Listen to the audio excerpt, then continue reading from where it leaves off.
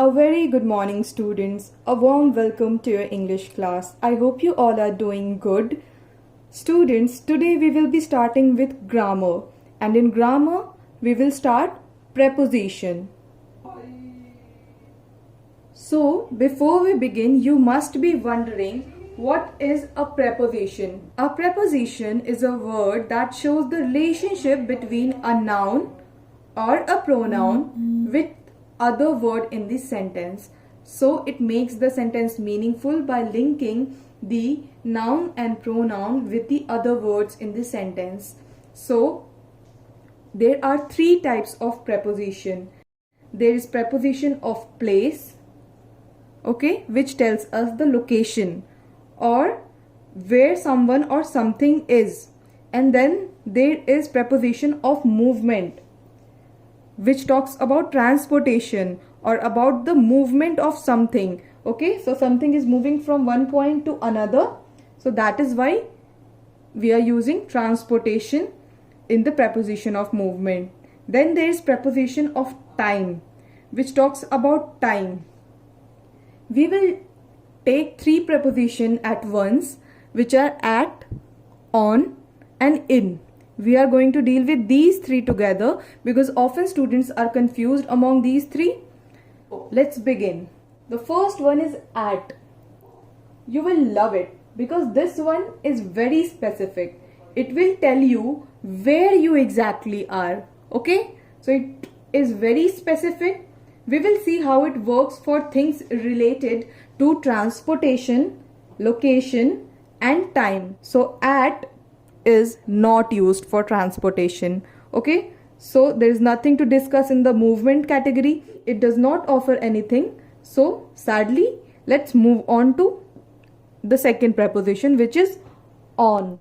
In transportation, on is used for large vehicles, okay, like train, bus, plane and boat. On these vehicles, unless you are super rich, you never own these vehicles. It's never your own. You have not purchased them. So, an aeroplane, a bus or train is something you share with other people. It's not yours. That is why you are on it. Plus, they are large vehicle. They have a lot of area. They cover a lot of area, and on that area, you are standing with other people or you are sitting with other people. It's not your own. A boat can be exception here. Okay, boat can be exception here because sometimes a boat is very small, and sometimes people own it. Like some fishermen, they have their own small boats which they use for fishing. So in that case, you can use in, like you are sitting in a boat because your boat is small and you own that boat. That boat is yours or your family's. So you can use in that case. But generally, the boats are very big. There are ships in which goods are transported. So mostly they are big, so we use on. So the goods are on the boat. You are on the boat because you are sharing that boat with people. And there are other people and the boat has area and the boat does not belong to you. And the another exception is cycle. Okay, when you are using a cycle, you say that you are on a cycle. Even though the cycle is not very huge and you possibly own it, it's your own. But this is an exception because you sit on a bicycle. You are never inside a bicycle. There is no gate to go inside. There is no door, plus there is no motor. So for random reasons, the cycle will come here. Okay, you will not say you are sitting in a cycle or a bicycle. You will always say you are on a bicycle. That's an exception. Then moving on to in. As you can see, it can be used for car and taxi. You also know taxi as a cab. You use Ola and Uber. So that taxi. Okay, it can be used for car and taxi because you usually own these things. You have your own car. The car is yours. So you will be in the car. Plus the car does not have a large area compared to a bus, plane or train or a big ship. So that is why a car is a small vehicle which is rarely shared. It's your own, and you allow people to sit inside it. That's why you are in a car. You may ask that, ma'am, how come taxi is something that we own? It's not ours. But students, the thing is, when you pay for the taxi, you pay the Ola or Uber driver when you are sitting inside the taxi. It's like your own only because you are paying for it. When you sit inside the taxi, it's basically your own. That taxi, for that time that you have paid the driver for, it's your own. No random person can sit inside it without your permission. So a taxi and car is something that you own. So that is why you will use in whenever you use for car. Like you are sitting in a car, you are in a taxi, your parents are in the car. Okay, for things like this you will use in. You may think that this is an exception that we can allow, because we can allow a lot of people to sit inside our car. Then why don't we use on? But the thing is, just because you are on the car, it's yours.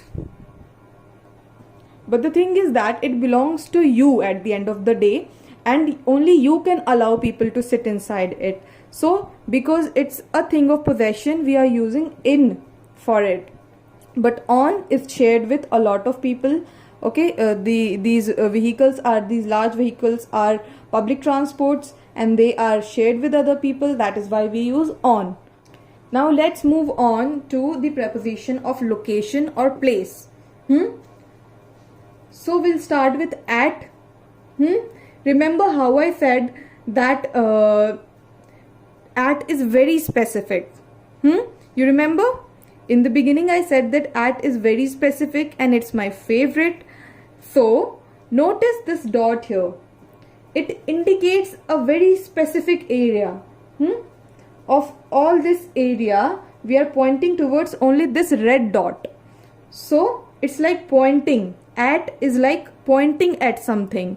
So it's very specific.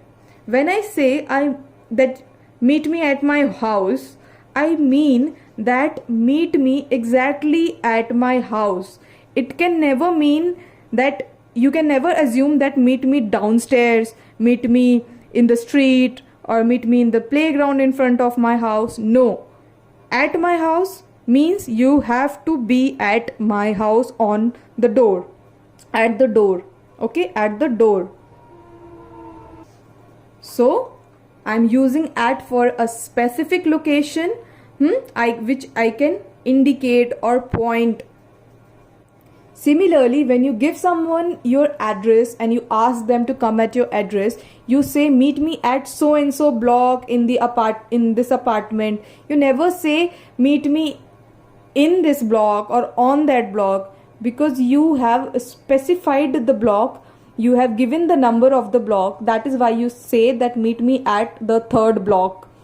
And you have also specified the apartment, like a Shiv Shakti apartment. So you have given a proper location to the person. That is why you will use at. Okay, so at will be used for very specific locations. At will always take you to your desired exact location, to the one single location that you have given. So there can never be a confusion when you are saying at. Now let's come to on. How we will use on as preposition for telling locations. Do you see where on is? On is on a bigger area. It's like a carpet like area at least, on which on is lying. So just like we use it for the transportation, we can also take hints from there. In transportation, there were vehicles which were having large areas. Similarly, here also we will use on for the location which have at least carpet like area on which many people can stand. A location which has good amount of area, at least carpet like area, and because we can say that you are standing on it, we will use on. When something is kept on something, you can see the area where it is kept. Okay, so I will demonstrate this using an example. So I will give you an example to understand properly. So students, this is a box. Okay, when I say that a pen, if kept on it, there must be a surface, and I have kept the pen on it.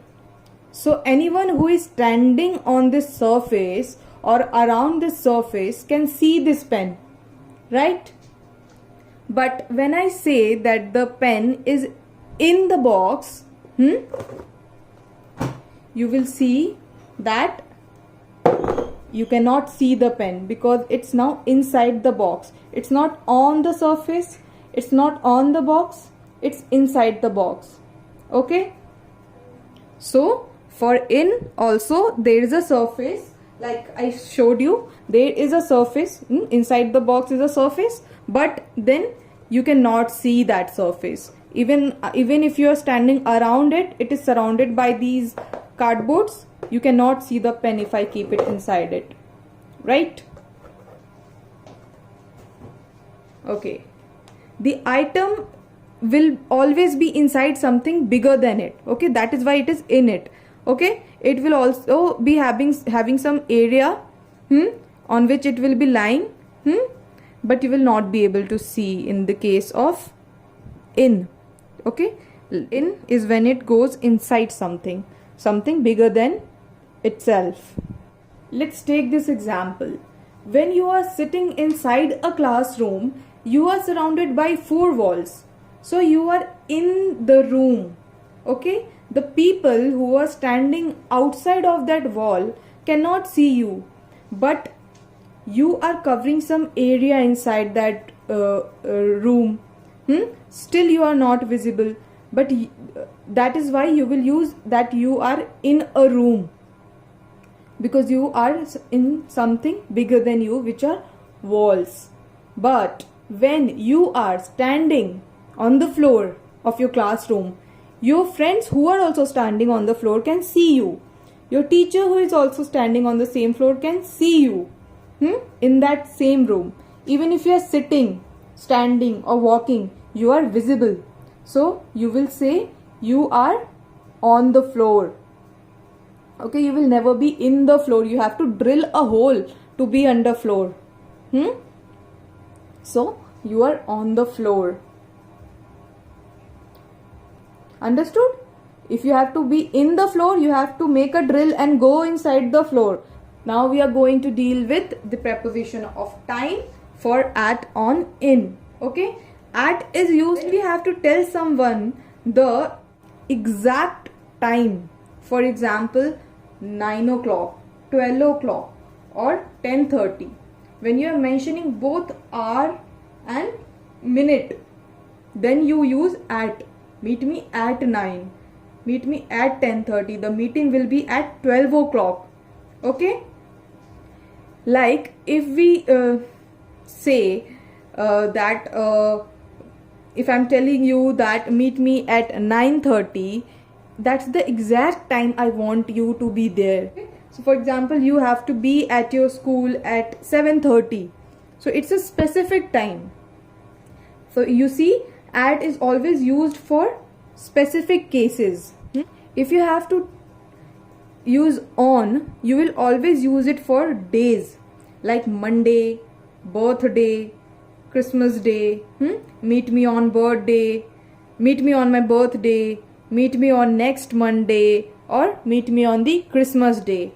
Okay, you can again relate it to these rules, like it was having a large area, this was having a carpet like area at least.